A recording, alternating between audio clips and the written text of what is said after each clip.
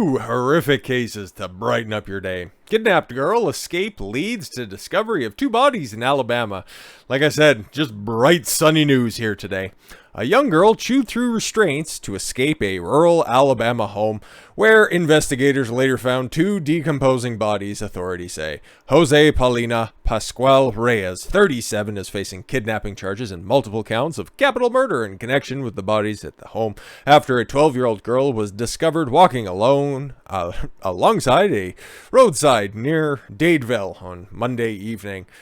Tallapoosa, these are strange names. County Sheriff Jimmy Abbott told reporters at a press conference that a driver picked up a girl and called 911, setting off an investigation that led to Pascal Reyes' arrest and the gruesome discovery. Yay. Again, no, take a look at this guy's picture. Doesn't he look like somebody who would just be a good babysitter and not have anybody chopped up in a room? No, of course not. Pascal Reyes, who remains in jail, pending a bond hearing. I wonder what that will be. Was arrested in Auburn. The bodies were found in the Dadeville home, not far from where the girl was discovered, wandering alone. Well, what did they find?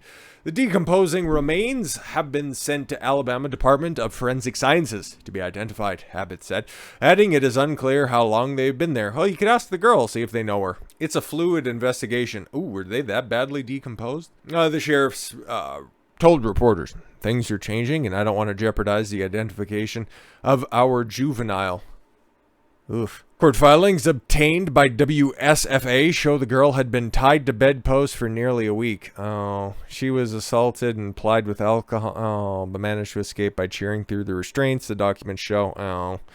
Authorities did not indicate whether the girl knew Pascal Reyes. No, it was probably, one of those all too familiar horror stories of somebody rolling up being like, hey, you want to come party? Yeah, I would say she's a hero, Abbott said. It's one of the things that you won't get into until later. We gave her medical attention. She's safe now, but we want to keep it that way. Thank God. Pascal Reyes had lived in the home since February, Abbott said. Other people were there when cops arrived, but he did not elaborate. Oh, no shit. It's horrendous. To have a crime scene of this nature. Oh, great. Can't wait to see what other horrific charges this fucking monster wrangles up for himself. Disgusting. And like I said, there's 2 stories. Not a lot more from that situation. There's not a lot more charges or anything that came out of that. So yeah, again, horrific. And this right here, I don't understand patricide. Never have, never will.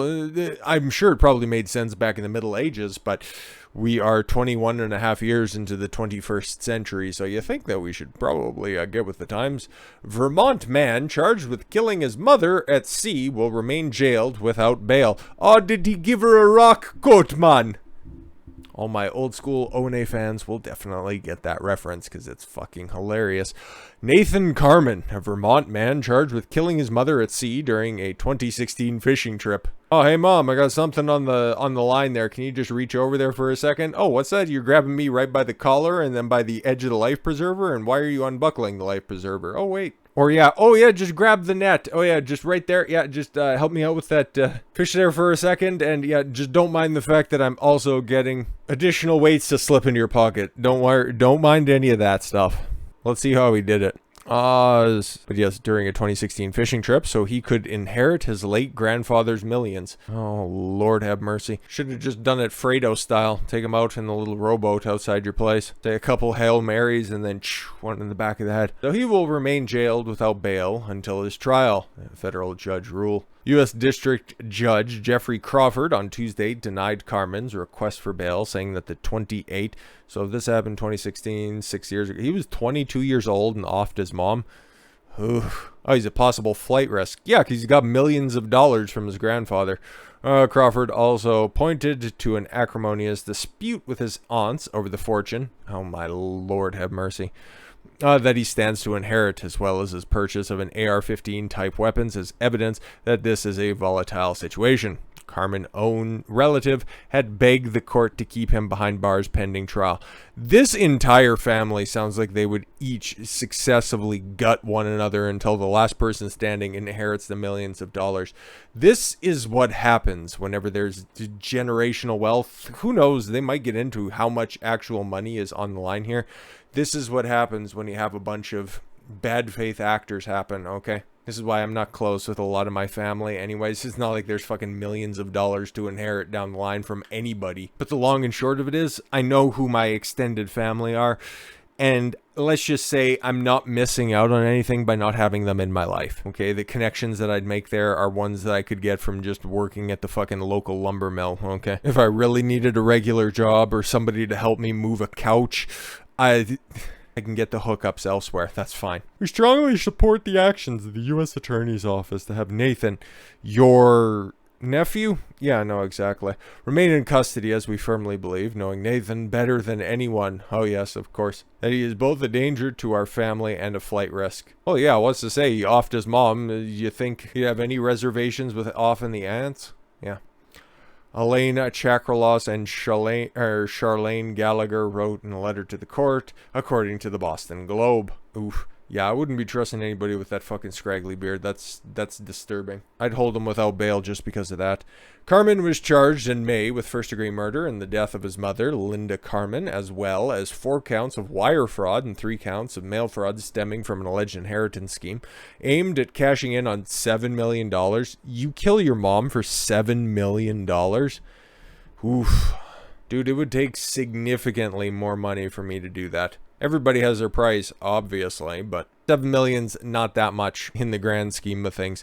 And the fact that you have to live with the idea, it's like, well, eventually one day, let's just play this out realpolitik style. You have family, you have kids, you got away with a murder one day, okay? And then somebody's going to have to ask you, oh, what happened to grandma? Yeah, no, exactly. You have that in the back of your mind when you guys were out on a simple fishing trip, okay? And you fucking hip-checked her off the dock. Yeah, that's going to linger with you. I don't know how you ever overcome that, okay? Hopefully you'll find that solution at the end of a rope, you fucking matricidal asshole. He pleaded not guilty to the charges. If convicted of a trial, Carman faces a mandatory life sentence. Ah, you gotta love Massachusetts. In September of 2016, Carman was found alone floating in a raft off the coast of Rhode Island. What was it? Just a big fucking door that fell off, and he's like, well, there wasn't enough room on this, and then she just descended into the dark depths. After the boat he and his mother had gone fishing in 8 days prior sank. Oh no. Federal prosecutors argued that Carman had tampered with the boat before taking it out to sea. That's a big claim. In his initial statement, after being rescued, Carman told members of the U.S. Coast Guard that he tried to save his mother from the sinking boat, but failed. Yeah, no, she was tied to the bottom of it. How could I possibly get her out when it was sinking? However, witnesses later testified that they saw the son deliberately sabotaging the vessel by making holes in it. Okay, let's say he did that. Would that that could just be a prank, okay? Like, did any of these witnesses see the boat oar hit her across the back of the head? I'm also going to throw this out there. If that was the vessel that they were using to go out on this trip, this isn't a family that was lacking money to begin with, okay? Because that's not an inexpensive boat, just saying. Carman planned to kill his mother on the trip. Read the indictment. Again, an indictment that's going to be out there is, you know, we could probably read that indictment because that would be fun. Prosecutors also have accused Carman of killing his grandfather. Wow, all right. John Chakalos, who they say was shot at his home in Windsor, Connecticut in 2013 as part of a plot to get his hands on the money and property from his grandfather's estate. Carman has not been charged in that case. Oh, but they're making those big allegations? Oh, that's interesting. And has denied any involvement in his grandfather's death. What an elaborate ploy. So yeah, we got this here. We can go through this real quick. The grand jury charges at the time the defendant... At all times relevant in this indictment, defendant Nathaniel Carman, son of Linda Carman, and the grandson of John and Rita Chakalos. There we go. Good Greek, folks. Nathan Carman and Linda Carman had a strained relationship. John made tens of millions of dollars by building and renting nursing homes and through other real estate ventures. John had 4 daughters, Elaine, Linda, Charlene, and Valerie. Okay, haven't heard anything from Valerie, but she also married a nice Greek fella. John spent time at 2 residential properties, a house in Windsor, Connecticut, and maintained his business office at the house in Westchester, New Hampshire. Westchesterfield, sorry, Westchester's a different place. Where he had built. part of the real estate planning, John Chakalos created various trusts, including the Chakalos Family Dynasty Trust. Dynasty Trust was designed to provide distributions to the 4 daughters and distribute John's assets to the trust in the name of his 4 daughters. So why are the daughters concerned about this? Well, I guess if one limb off the family tree gets snipped, there's more money to go around between the other 3 remaining daughters. Okay, but we haven't heard anything from Valerie, just from Linda and from Charlene. So, oh no, Linda's dead. All of her additions to this case were just glub, glub, glub, glub, glub. Elaine and Charlene. That's what I mean. So I could see why they'd want this kid behind bars, because I'm sure this trust has probably been held up due to the pending litigation, the strange circumstances surrounding the death of the father. So this entire story is very strange. Certain additional assets, and John Chakalos' name would pass from his estate into the Dynasty Trust and to the Daughters Trust after his death. Valerie Santinelli was the executor of John's estate. Under the terms of the trust, the daughters had some control to name the beneficiaries of their trust. Under the terms of the trust, the trustees, Larry Santilli and Paul, I'm not even going to begin to know how to pronounce that, had the powers to decide whether to make distributions from the Dynasty Trust and from the Daughters Trust receiving the funds from the Dynasty Trust.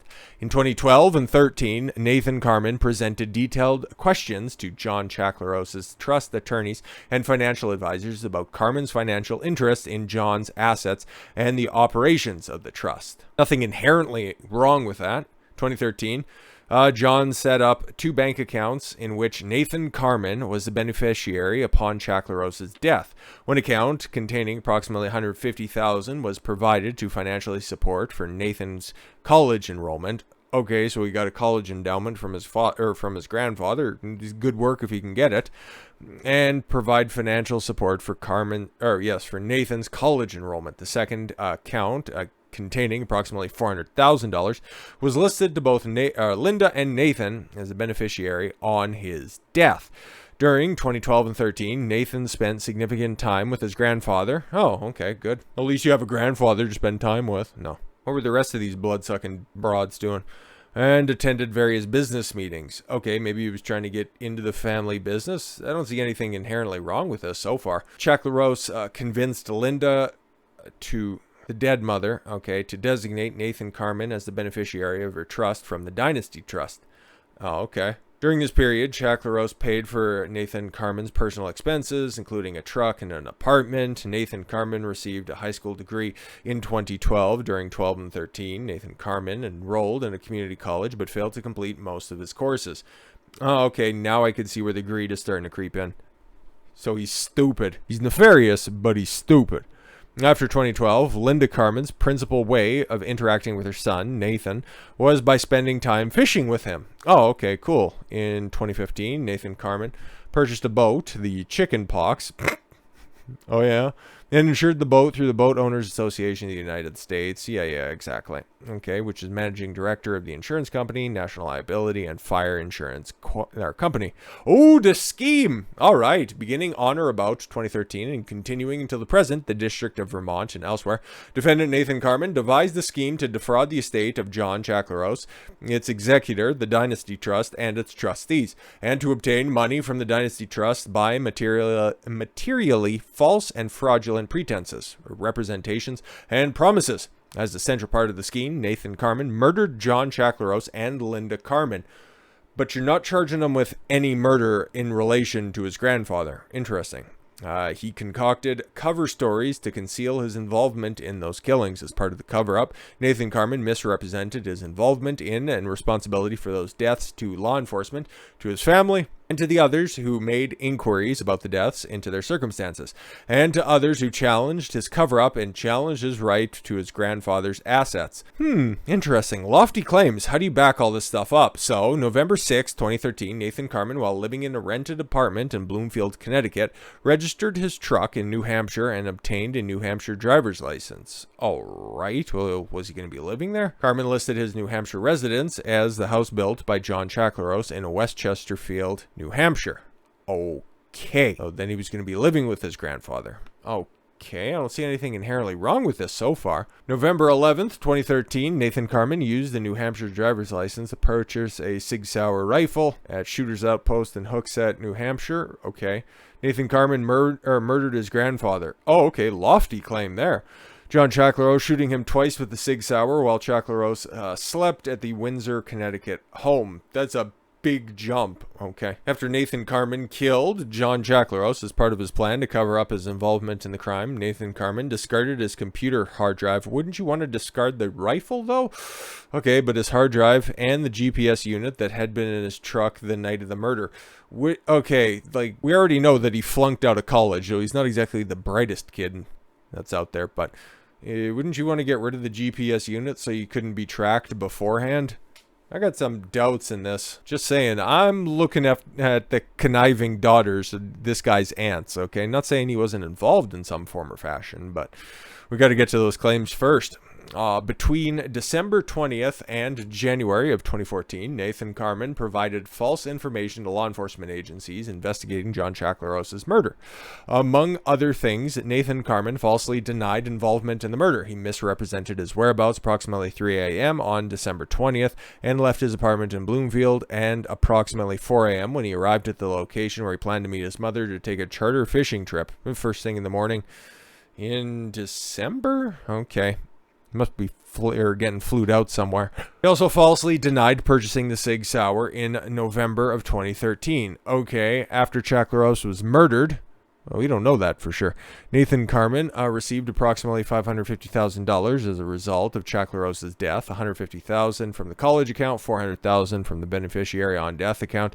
Carman moved to Vermont in 2014. Carman spent much of this money between 14 and 16, most of which while he was unemployed. Oh, so he's a loser. I understand. By the fall of 2016, he was low on funds. Over the course of 2 years, he spent $550,000. Holy! I don't think maybe if I pool in a bunch of different purchases, I might have spent that much in my lifetime. Maybe. I guess rich kids are going to do rich kid things. In September of 2016, Nathan Carman arranged to go on a fishing trip on the chickenpox with his mother, Linda Carman. Nathan Carman planned to kill his mother on the trip and planned how he would report the sinking of the chickenpox and his mother's disappearance at sea as accidents. All right, prior to the trip, Nathan told his mother that they would be fishing in the immediate vicinity of Block Island, Rhode Island. Nathan Carman and Linda Carman left the chickenpox from Ram Point Marina in South Kingstown, Rhode Island at approximately 11:13 p.m. Don't you think there's a little bit of a cause for concern if you're going to be starting your fishing trip at 11 o'clock in the evening? Like, what are you doing? On September 17th, Linda Carman believed that she would be returning home by noon the next day, as evidenced by the float plan she left with friends. All right. Prior to the trip, Nathan Carman altered the chickenpox in several ways, including removing 2 forward bulkheads and removing trim tabs from the transom of the hull. All right. Prior to the trip, Nathan Carman removed his computer from his home, preventing law enforcement from reviewing the computer while he was away. What? Oh, right, yeah, because he was going to be going missing for a while. That makes a little more sense. After leaving the marina, Nathan Carman killed his mother, Linda Carman, and eventually sank the chickenpox. On September 18th, it was learned that the chickenpox had not returned from the fishing trip. The Coast Guard began an extensive search and rescue mission that continued until September 24th. During the interval, Nathan and the chickenpox avoided detection by search and rescue team. On September 25th, Nathan Carman was rescued from an inflatable life raft by a commercial ship, the Orient Lucky. All right.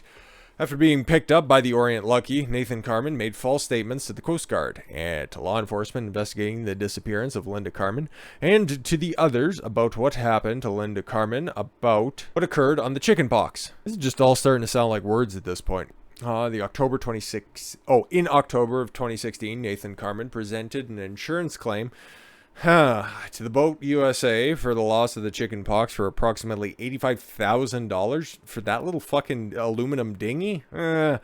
Carman misrepresented to the insurance company what happened to Linda and what occurred to the chickenpox. So weird.